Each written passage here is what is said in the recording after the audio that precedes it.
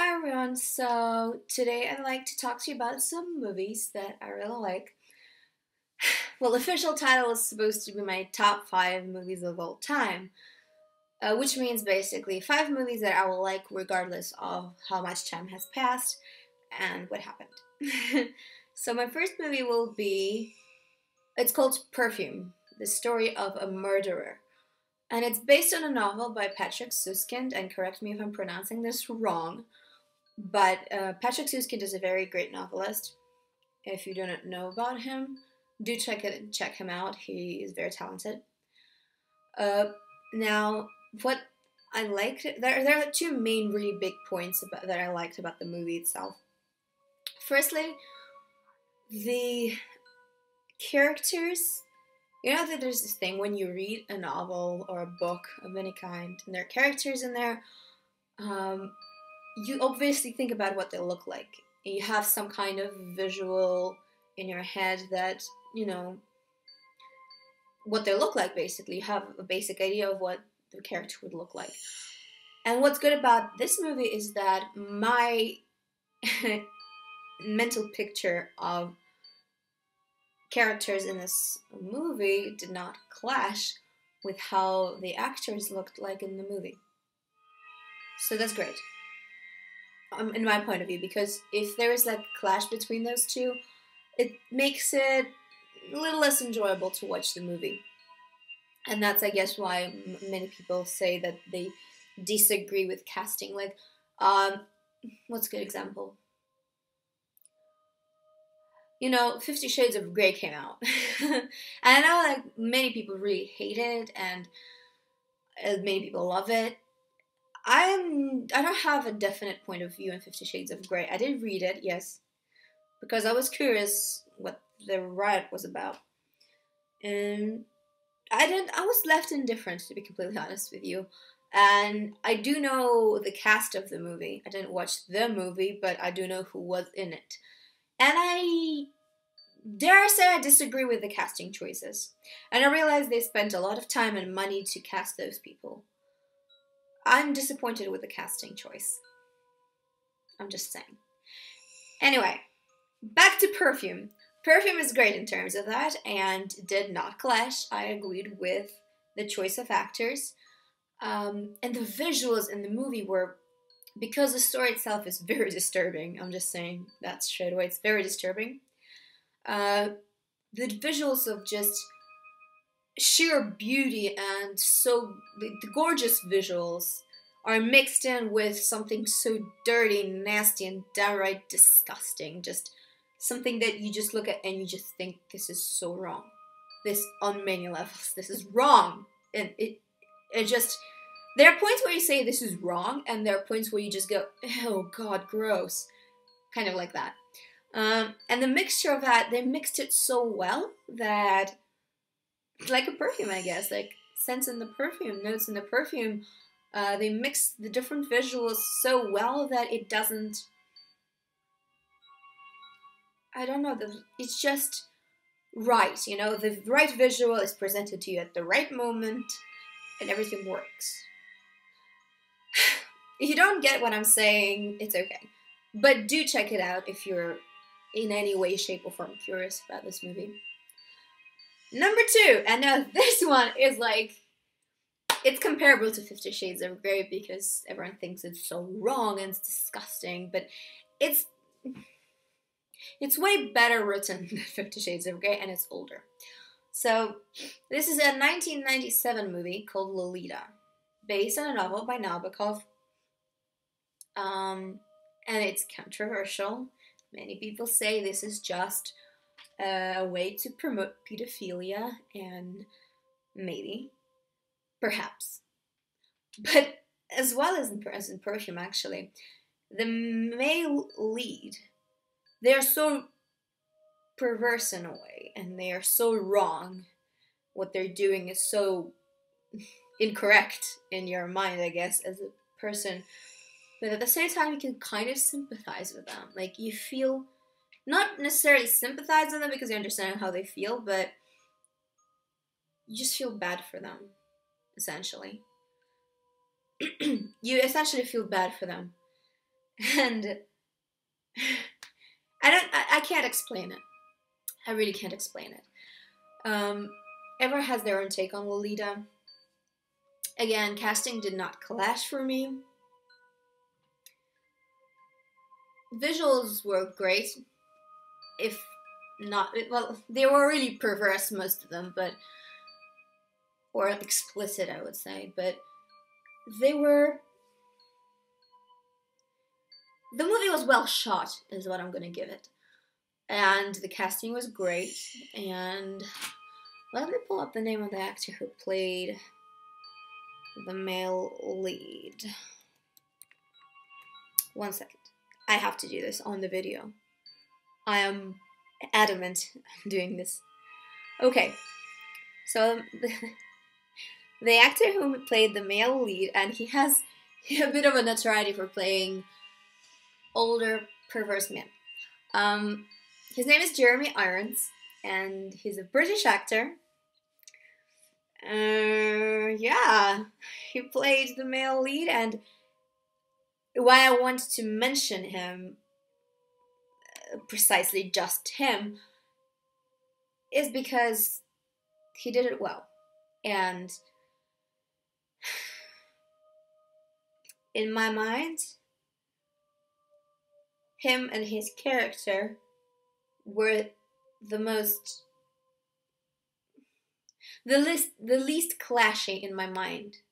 Not out of just this movie, but out of all the movies I've seen. The way he looks, and the way I thought the character should look, did not clash at all. Like, visually, it was 100% match. And that was incredible, because the director basically guessed what's in my mind, if you will. Which is incredible in my eyes. So yeah, if you think it's a propaganda of pedophilia, so be it. If you think this is art, so be it. I just think it's a really good movie. And yes, there are controversial points to it, but it doesn't cancel out all the greatness. Moving on. Next one is Robin Hood. And when I say Robin Hood, I mean 1991 Robin Hood. So, initially, the story I did not like at all. Robin Hood was my least favorite story ever, even like growing up. I did not like it at all. I guess I didn't, it's not like I didn't like it, but I never really got into it. So, one of my favorite actors of all time is Alan Rickman. And not only because he played Severus Snape, but because he's a great actor. And I thoroughly enjoy Alan Rickman's working ethic and his approach to the role. He just does an amazing job every time. He's incredibly hardworking, and if you don't believe me, like, search something about him, and it just telltale. When you see him talk about a role, you can tell he did his homework. He studied on it. He just tried so hard to know everything there is to know about his character, and if you didn't know that, he invented it. It's incredible. So people said, wow, I mean, why don't you watch Robin Hood? Alan Rickman is in it. And I go, what? Alan Rickman is in Robin Hood? And I didn't know? Oh, wow.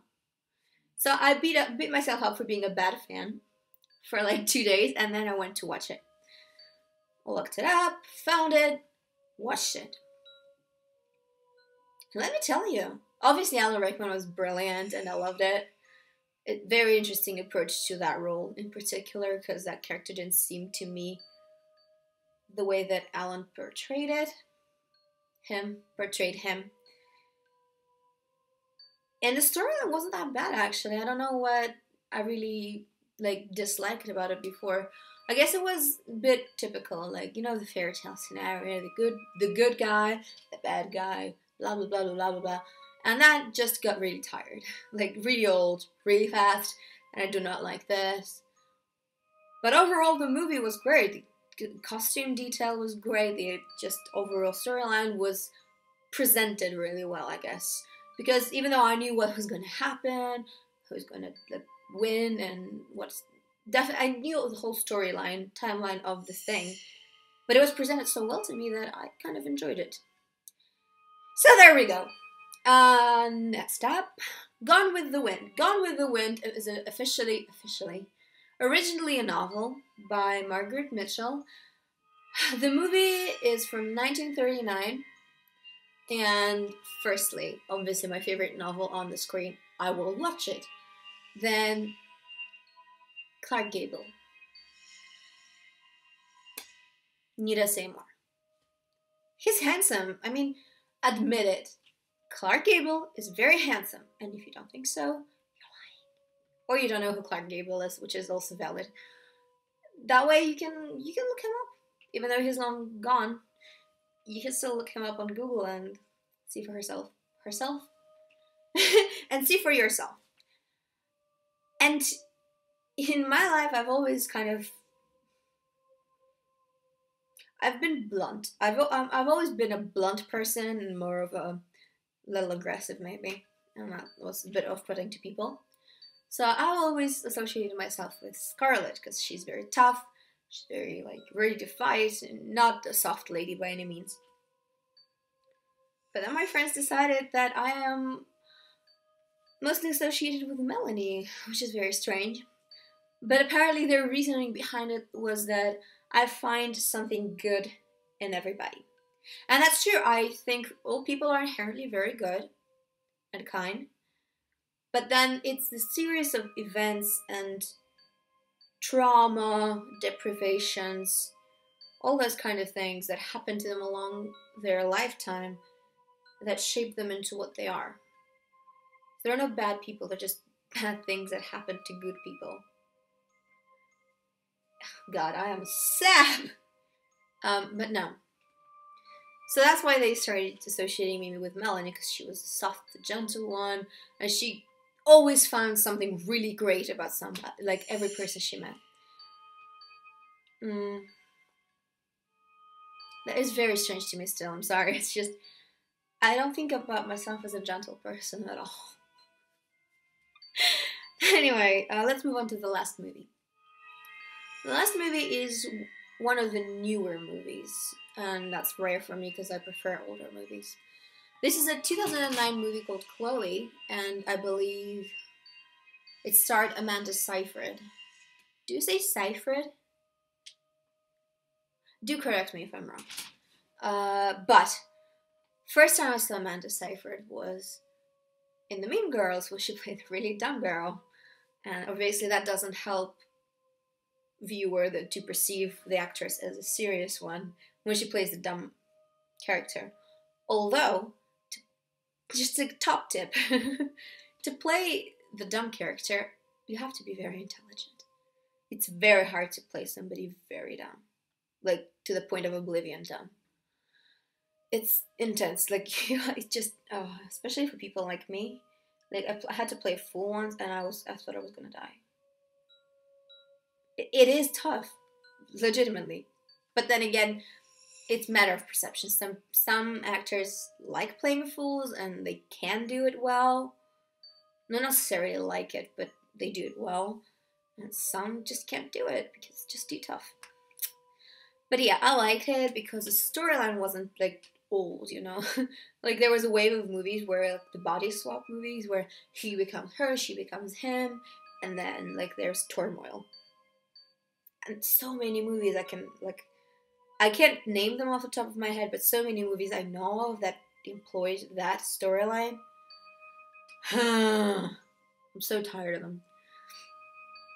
But yeah, this storyline was definitely not tired and old and weird. And then the other one that I would already know what would happen initially. And also, I enjoyed it personally because Amanda Seyfried got with another lady.